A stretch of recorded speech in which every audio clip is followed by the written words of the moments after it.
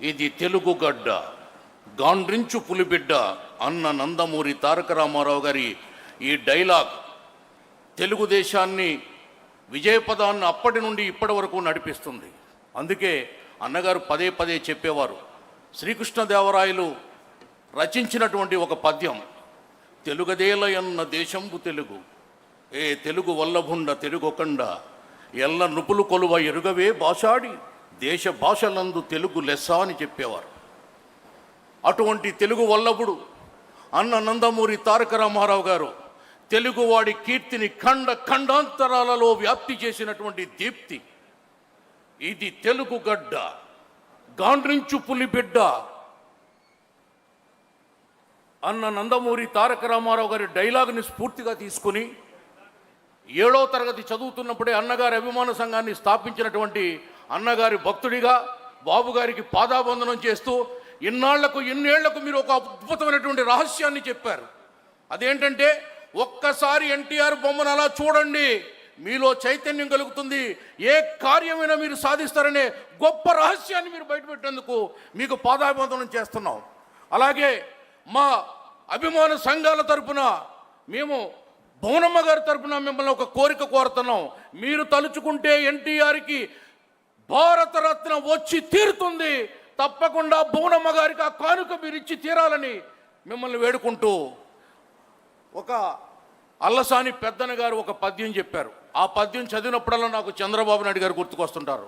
అదేంటంటే, శరసంధాన బల క్షమాది వివిధైశ్వర్యంబులు గల్గి, దుర్భర షండత్వ బిల ప్రవేశ చలన బ్రహ్మగ్న తల్మానినన్, నరసింహ క్షితి మండలేశ్వరులనన్ వచ్చునే నీ సాటిగా అంటాడు. అంటే ఈ పద్యంలో అర్థం ఏంటంటే, తెలుగువాడి మేధస్సు ఉంది. ఎవరో న్యూటన్ గురుత్వాకర్షణ సిద్ధాంతం నిన్న మొన్న కనుగొనబడింది. దానికంటే 100 సంవత్సరాల ముందే అల్లసాని పెద్దనామాత్యుడు భూమికి తన చుట్టూ తాను తిరిగే చలించే స్వభావం ఉందని పద్యంలో చెప్పాడు. అలాగే సింహం ఎప్పుడు తోక ముడవదు, 4 చినుకులు పడితే తోక ముడిచి గుహలోకి వెళ్ళిపోతుంది.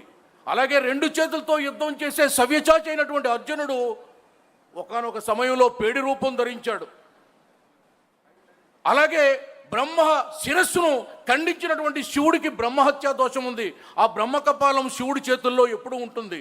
అంత మాత్రాన అర్జునుడు వీరుడు కాకుండా పోడు, భూమాత కాకుండా పోదు, సింహం కాకుండా పోదు, శివుడు కాకుండా పోడు. అలాగ మిస్టర్ జగన్మోహన్ రెడ్డి 2019లో నువ్వు గెలిచావని ఎగిరెగిరి పడ్డావు. చంద్రబాబు నాయుడు గారిని చిన్న చూపు చూసావా విశ్వరూపం? ముగ్గురు త్రిమూర్తులు తెలుగుదేశం పార్టీకి. NTR grand master, Chandrababu Naidu the perfect master, Lokesh the little master. త్రిమూర్తులు. ఆయన సృష్టించాడు తెలుగుదేశం పార్టీని, బాబు గారు పెంచారు, పోషించారు. లోకేష్ గారు ఇప్పుడు విశ్వరూపం చూపిస్తున్నారు.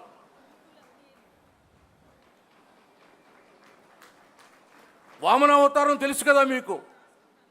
మత్స్య కూర్మ వరాహ నారసింహ వామన అవతారం, 5వ అవతారం. ఇంతే ఉంటాడు. కానీ ఏం చేశాడు? ఇంతింతై వడిడింతై విక్రమించి పరాక్రమించి భూమి ఆకాశములను ఆక్రమించి విశ్వరూప విన్యాసం చూపించినట్టు జగన్మోహన్ రెడ్డికి చుక్కలు చూపిస్తున్నాడు మన లిటిల్ మాస్టర్ లోకేష్ గారు. అందుకే అంటారు,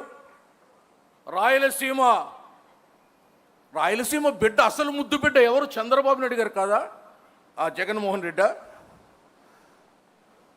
హరిహర బుక్కరాయలు పరిపాలించే సమయంలో ఆయన వేటకెళితే, ఓకే సార్ సార్ అయిపోయింది, టైం అయిపోయింది, ఒక మాట సార్ బాబు గారు, నేను మీ అనుమతితో ఒక తీర్మానం. మరి మహానాడు నిన్నేళ్ళుగా చేసుకుంటున్నాం, 34 ఏళ్ళుగా. బాబు గారు మీ పుట్టినరోజును కూడా ఒక మహానాడంత వేడుకగా చేసుకోవాలని మేము కోరుకుంటున్నాం. దానికి చంద్రనాడని పేరు పెడతారో, యువనాడని పేరు పెడతారో, మేధో మదనం అని పేరు పెడతారో పెట్టి బాబు గారి పుట్టినరోజు కూడా ఇలాగే జరగాలని నేను మనస్ఫూర్తిగా కోరుకుంటూ మీ అందరినీ లేచి నిలబడి దీనికి ఆమోదం తెలపాల్సిందిగా కోరుతున్నా. థ్యాంక్ యూ అండి. రాణి రుద్రమ్మ జలిపించిన కరవాలం, నాయకురాలు నాగమ్మ నిరిపిన రాజకీయం, తాండ్ర పాపయ్య చేసిన సింహ గర్జనలు నేడు వినిపించవేం కనిపించవేం.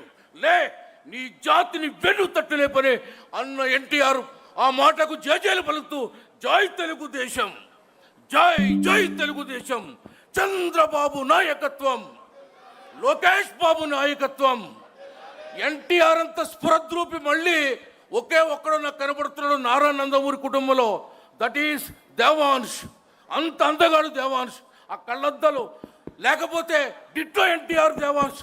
జై తెలుగుదేశం, జై జై తెలుగుదేశం. థ్యాంక్ యూ ఆనంద్ సాగర్ గారు. తర్వాత దయచేసి వక్తలు తమకిచ్చినటువంటి సబ్జెక్ట్కి కన్ఫైన్ కావాల్సిందిగా కోరుతా ఉన్నాం. తెలుగు జాతి విశ్వఖ్యాతి అనేటువంటి అంశం మీద తర్వాత మాట్లాడడానికి కానీ, మనందరి ముందు ఒక కార్యకర్త స్థాయి నుంచి పార్లమెంట్ స్థాయి వరకు ఎదిగినటువంటి వ్యక్తి, విలక్షణ